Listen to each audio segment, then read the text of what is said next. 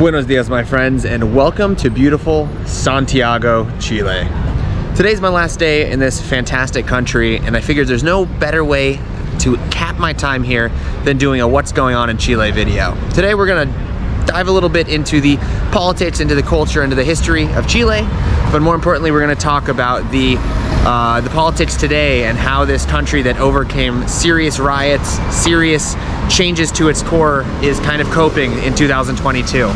Then we're gonna head to one of my very good friends' houses. We're gonna have a Chilean once, so we're gonna see a little bit how Chileans do their food culture, experience time with friends, and how they prepare such delicious things. So if that sounds good, let's do it.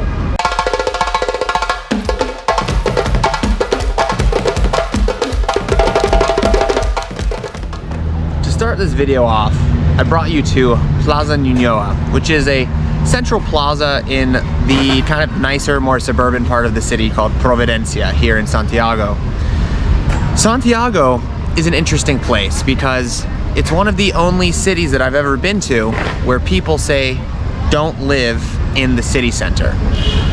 Today we're going to talk a lot about the riots and what happened during the 2019-2020 riots of Chile and how that has impacted today's society.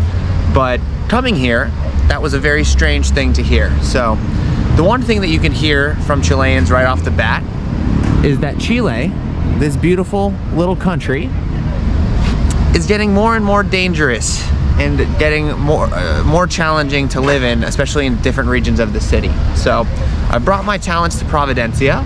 It's nice, it feels very much like suburban California in a lot of ways. And I didn't take my talents to the city center, which is pretty beat up, pretty sketchy, especially at night, and isn't necessarily a place where a lot of tourists want to spend their time. But before we get into all of that, I want to go back and hit the details of what is modern Chile today. Getting a little bit into the history now, Chile is a land that goes way back in time. This country is massive. It goes all the way to the southern tip of South America, all the way to the northern border where it hits Peru and Bolivia and the Atacama Desert. Chile has three zones: the northern kind of deserty climate, the Atacama, the central kind of temperate zone where most people in the country live, and the southern kind of, they call it austral glacier zone, which I assume is very similar to Norway in a lot of ways. They have fjords, they have glaciers, they have penguins. It's really a land of plenty. So that land, before the Spanish came, was inhabited by various indigenous groups, the biggest being the Mapuche, who live in this central zone. They're a huge demographic of people today. They have their own flag, they have their own priorities. They are struggling with their indigenous land rights, just like many of those other indigenous groups in other countries in South America. And beyond that, there are small amounts of Native American groups, but none necessarily of note in comparison to the Mapuche. The most interesting tribe that I heard of were one of the last tribes to be discovered by the European settlers, and they were living on the very southern tip of Patagonia, and they were known for being incredibly tall, painting their bodies in various colors, and not wearing clothes. Of course, once they were discovered, things didn't go well. The Spanish were not happy to see them. The Chileans were not happy. The Chilean, I think, country at that point was not happy to see them. And there was some terrible genocide. If you're interested in that, I can tell you the name of them. I can't remember it right now. I'll tell you the name of them here. You can look at that. It's very interesting, very, very interesting stuff. Just as with other parts of South America, the Spanish arrive, they come, they seize land, they establish cities. Santiago becomes kind of the center of this sort of area. The reason it wasn't incorporated into the Argentinian and the Uruguayan kind of like Rio de Plata territory is because of the Andes Mountains, which basically split this region from Argentina. Chile is one of the most mountainous countries in the world as well, so it was very forbidding for a lot of people to get to this side of the continent. But once the Spanish made it, they kind of made this area their stronghold, and they set up a very important trade city called Valparaiso, which lies on the coast, which was one of the most, let's say, counterstone cities in Pacific trade for the Spanish Empire. Until the Panama Canal was opened, it was one of the largest trading posts in the entire world. Just as with all the other countries in the region, as the Spanish hold over this region started to dwindle, the Chilean national identity rose up, and their national kind of path to independence became part of the story. So they get independence in the 1800s. They then fight different wars for land with Argentina, with Peru, with Bolivia, and what do you have it? The modern state of Chile is born. I wouldn't say I'm an expert in Chilean history, so we're gonna skip over a lot of the earlier times and make our way to the 1940s, 1950s, where the two main characters of Chile's kind of current politics emerge. Today, Chile is really defined by the right and the left, and this really comes from its cultural precedent set between, like, let's say 1945 and about 1990. So the first character we're going to talk about is Salvador Allende, who was the leftist basically president that was elected in the 50s and 60s during this sort of South American leftist cultural revolution that was happening all over the place. Cuba, Argentina, and many other places, inspired by Che Guevara and those characters. Salvador Allende was actually the first Marxist ever elected in Chile, and one of the only Marxists elected in this entire continent. So, of course, during that time, they were really fighting for the people and trying to, you know, change the sort of capitalist systems. This is, of course, going to get you some, let's say, backlash over a period of time.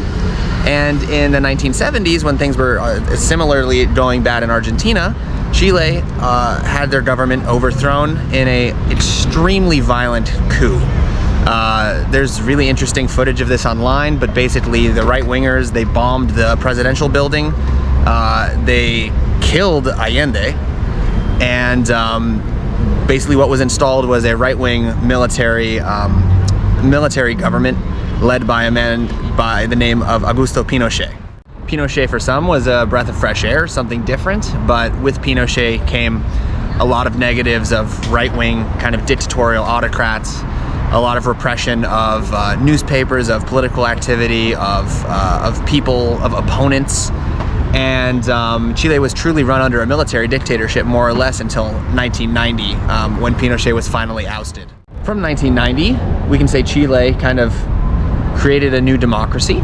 They were able to elect a person, and then after that elect another person and elect another person, and Chile now, today, has a functioning, troubling yet functioning democracy. They're definitely trying their best to kind of put their country back together, and this is an incredible place because it's actually the most, I would say, the most United States-like country that I've seen outside of the United States. The quality of life here seems really high, the prices here are really high, and it seems like the amount of development they've achieved in this country is very, very impressive in such a short period of time. While this achievement is very impressive, and what they've built here in Santiago and in other parts of the country are akin to the sort of modernity that we see in other parts of the world, specifically in Europe, in the Dubai region, and in the United States, it came at a cost. The cost, from what I can tell, is that modern day Chile is one of the most unequal societies I think that I've ever been in. It's very expensive here in comparison to all the other countries in the region. Like, we're talking like maybe certainly the same price as where I'm from in New Mexico, but it's similar to United States prices. But many people make between $500 and $1,000 a month in a place where it costs $800 to rent an apartment. It costs like $10 for a kilo of beef. It really doesn't make sense. And so I feel like Chile has put themselves in a hole here, and that has led to a lot of uprisings, a lot of people feeling very just bad about the society because they're not able to participate in it. My friend was actually explaining to me about the Chilean pension system for people who are retired. And for example, in the United States, the pension system would be something like, you know, like $2,200 per month, $2,500 per month. It really depends how much you worked, but there's a minimum price that you get that will get you something worth spending, worth buying. It has some value to it. But what my friend was saying is that here in Chile, Depending on what job you have, your pension that you're cashing in on may only have something like $150 to $200 per month in it, which for, you know, for a person, that's not realistic when it costs 45 euros or $45 per grocery store visit, and you need to pay for rent, and you need to pay for all the things that, of course, you know, a person would need to theoretically pay for. This means that the system is broken, and this all kind of came to a head in 2020 when there were mass riots, there were mass protests, and Santiago almost burned itself to the ground due to inequality in the transportation sector, inequality and other things. And I'll tell you more about that right now. Chile is extending the state of emergency to cities in the north and south. Rioting continued in spite of a curfew imposed for a second consecutive night. Protesters clashing with police in many areas of the capital, Santiago. In October of 2019, massive riots over inequality broke out first in Santiago and then in the rest of Chile. The main reason for the riot include the cost of transportation, the growing inequality and cost of living in Chile. A coordinated transportation fare evasion campaign set in motion the first brutal government crackdown and violent clashes Chile has seen since the end of the Pinochet years. On October 18th of 2019, the protesters escalated to vandalism, with citizens burning down metro stations and vandalizing the city's infrastructure. President Piñera announced a state of emergency in which he sent the army to deal with the protesters. On October 25th, 1.2 million Chileans took to the streets of Santiago, demanding the president's resignation and a fix to the rampant social inequality. Thousands of people were injured and arrested during the protests, and over 30 were killed. Human rights organizations report army violations that include using torture, sexual abuse, and eye mutilation to silence leaders. In November of 2019, the Chilean National Congress signed an agreement to approve the new constitution, of which 78% of voters wanted the change. The pandemic only exacerbated the social problems, which came to a peak in 2021, when a former student leader and a 35-year-old leftist, Gabriel Boric, was elected as Chile's next president. Today, Chile is reorganizing their constitution, and their new, what they can call here, leftist government is pushing to make a more equal country for the Chileans. Many Chileans are highly skeptical, but that is who they elected in power. The point is that Chile is going through some changes, and I don't think the changes that they're going through are something positive at the moment. From what I can tell, is this is a society that is used to a country that is safe, that feels free, that feels equal to a certain extent. And I think a lot of, especially the middle class and upper middle class Chileans, are noticing that their country is becoming more unequal and more dangerous. And I can really tell this when everybody I know tells me, don't go to the city center, don't walk at night. 5 years ago, this wasn't a big deal, but now you can't do it. I can tell that their city center is completely neglected. There's graffiti everywhere. The buildings are in disrepair. The riots really left a mark that you can feel today. And many people no longer, unfortunately, feel safe in a huge part of their city, in their part of their city that is really the cultural heritage of Santiago, the sort of ancient center that binds people to the history, which is sad.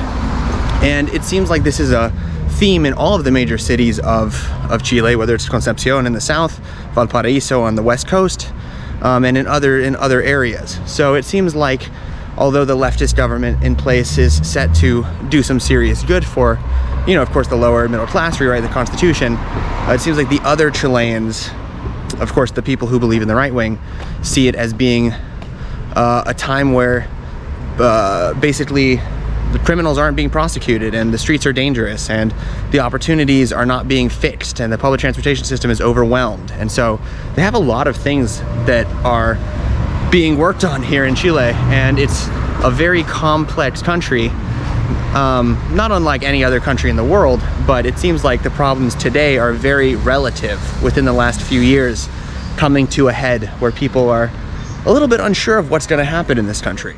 What I can say is that regardless of the ups and the downs that are happening in this country right now, Chile is filled with amazing people. So right now we're gonna head over to my friend's house. We're gonna get a warm welcome. We're gonna get an once, and we're gonna see how the Chileans do their before dinner, after lunch, drinks and food situation. Let's take a look. So we're back, and now we're at a traditional Chilean once with my great Chilean friends, Renata and Danielle. Hi. So okay, can we explain what is going on the table here? So today we're having once. Yes. That is like kind of like a brunch, but in the afternoon. So we usually do this around between 4 and 6, and we just eat bread and cakes and have coffee and tea and things like that. And what was the story? Why is it called once? I love that story. Okay, so it's a legend. It's probably not true. We don't know, but apparently aguardiente, that is like a liquor that we use to make some drinks for Christmas. Aguardiente has 11 letters. Once means 11.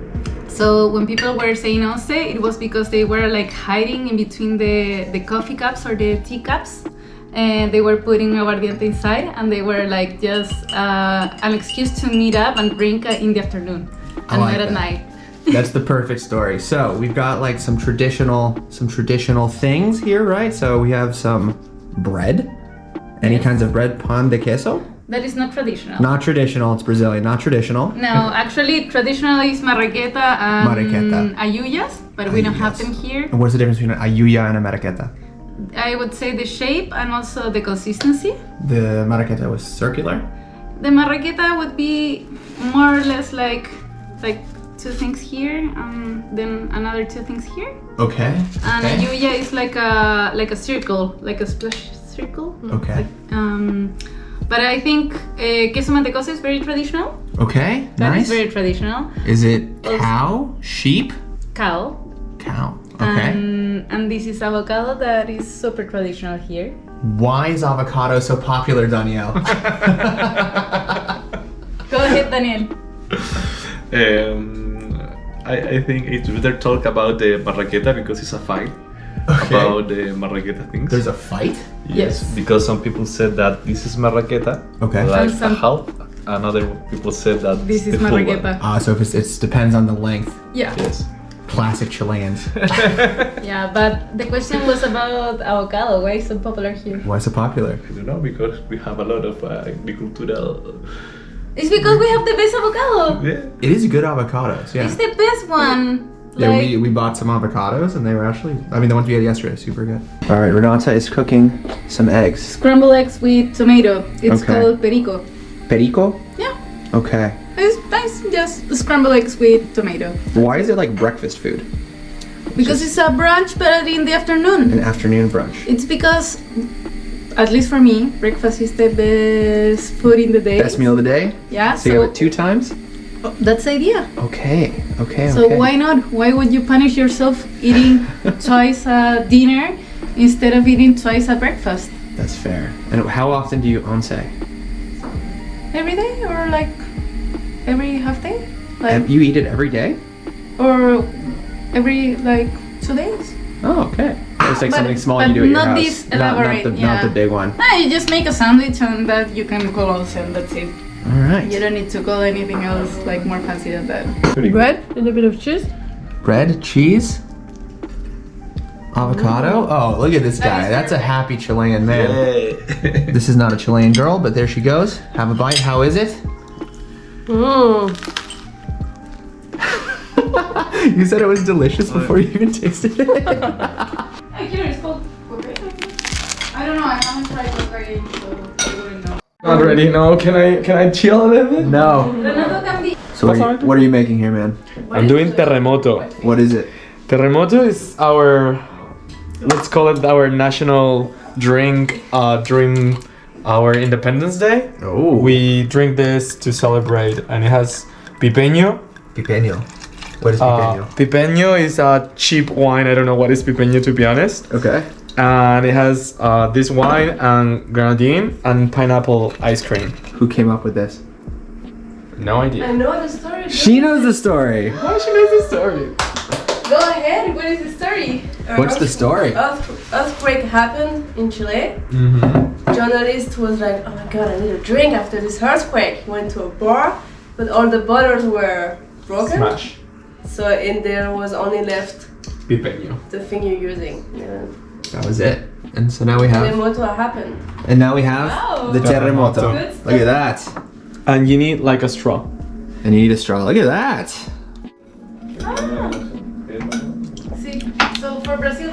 That's a flavor right there. Drinks were had, food was eaten, and my last night in Chile went off without a hitch. I want to thank you so much for watching and coming on this adventure with me through Chilean history, sitting down with my friends and enjoying a traditional Chilean once. And we will see you guys in the next video. Hasta luego, mi amigos.